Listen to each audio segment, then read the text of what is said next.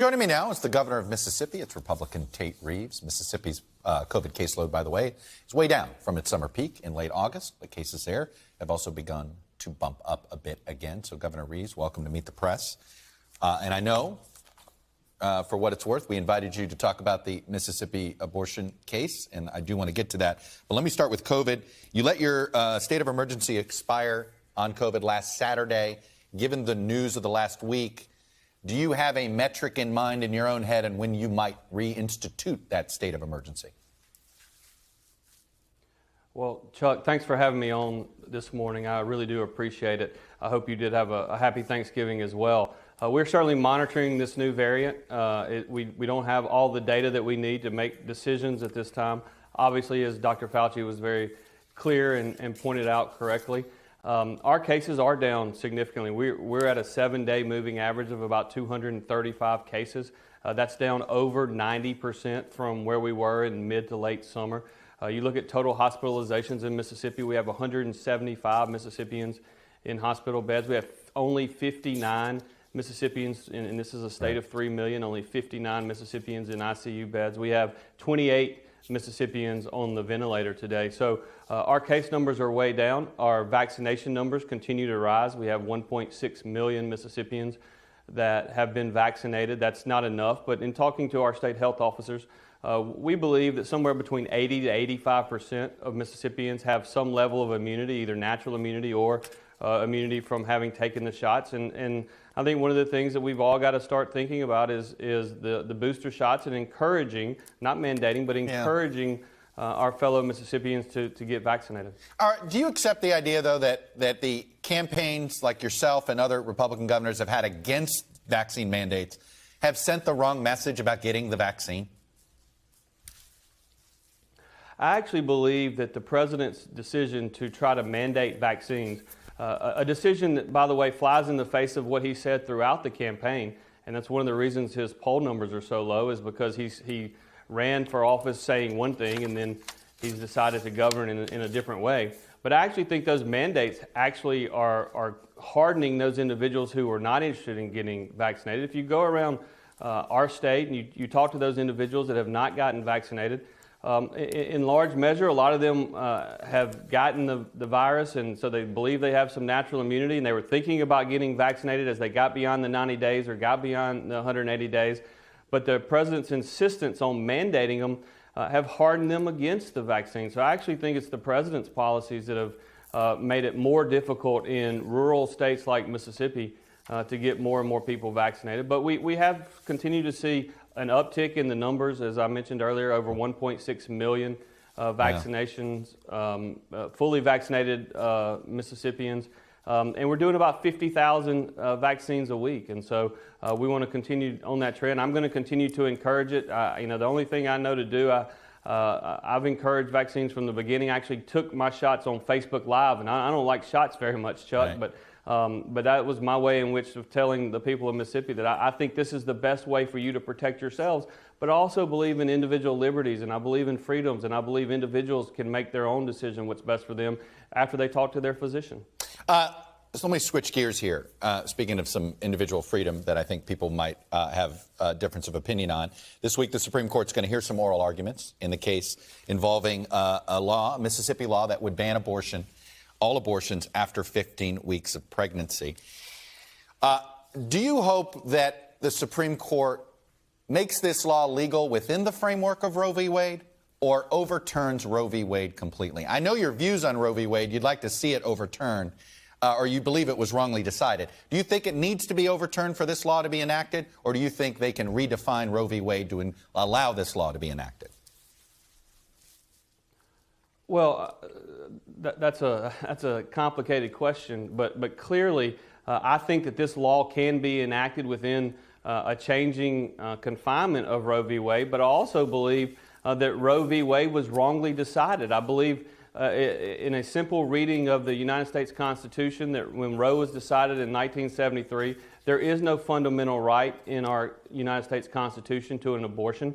And furthermore, Chuck, I believe very strongly that if you read the Constitution, there is nowhere in the Constitution that prohibits individual states like Mississippi, to limit access to abortions. And so I think Roe was wrongly decided. I also believe that some 20 years later, in 1992, Casey was incorrectly decided. Yeah. And if you look at the Casey ruling, what you find, in my opinion, is a ruling that was not based upon fundamentals of the Constitution, but a ruling that was determined based upon what the perceived political perception was at that time. And I don't think the judicial branch of government should ever allow politics to play into their decision making, and I think they did in Casey. If Roe is overturned to allow your law to be enacted, do you plan on pursuing even more restrictions, or are you going to stop at 15 weeks? Because there's a tighter restriction at one time, a trigger law that was on the books. Do you want to see something like that if Roe is overturned? Well, I certainly would like to do everything we can to protect unborn children, but let's put this in perspective, Chuck. You know, in Europe, there are 42 countries that allow elective abortions. If Roe is overturned and this 15-week ban in Mississippi is allowed to go into effect, Mississippi will still have a law on the books in which 39 countries, 39 out of 42 in Europe, have more restrictive abortion laws than what I believe to be one of the most conservative states in the United States. 39 countries in Europe restrict abortions earlier than 15 weeks. And so the reality is that the U.S. abortion laws are not in conformity or are not even in the realm of what we see in other parts of the country. When you look at, for instance, abortion laws in California and New York, they are much more similar to those abortion laws in China and North Korea than they are to Europe or many other countries around the world. I want to play something that you said about the vaccine mandate and ask you why the same philosophy doesn't apply here. Let me play what you said. This is a power grab by the federal government. We've seen this time and time again by the Biden administration, and now we're seeing their strong desire to try to make decisions on behalf of individual Americans. We believe in freedom and individual liberty. Freedom and individual liberty. Why should the state of Mississippi tell a woman what they should do with their body? Why shouldn't they have that individual freedom on their body, particularly in the first 20 weeks? Well, this is a prime example, and the far left loves to scream, "My body, my choice." And what I would submit to you, Chuck, is they absolutely ignore the fact that in getting an abortion, there is an actual killing of an innocent unborn child that is in that womb. Here's what we know about babies that are 15 weeks. We know that they have a heartbeat. We know that those babies at 15 weeks actually can open and close their hands. We know that they have developing lungs.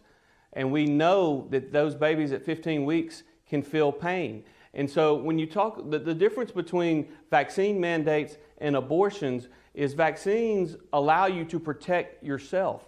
Abortions actually go in and kill other American babies. And let's just put this in perspective. But Governor, Chuck, vaccines are not about yourself. Governor, hang on a minute. A vaccine is about protecting a larger community. A vaccine is about preventing spread. You could argue a vaccine mandate is a pro-life position. You could certainly argue that, Chuck, but even if you listen to Dr. Fauci's interview with you earlier today, he made it very clear that the vaccine may not keep you from getting the virus. It may not keep you from spreading the virus, but it can keep you from ending up in the hospital. That's what's been proven during this Delta surge that we've seen in America, is that the virus is continuing to being spread even amongst those who are vaccinated.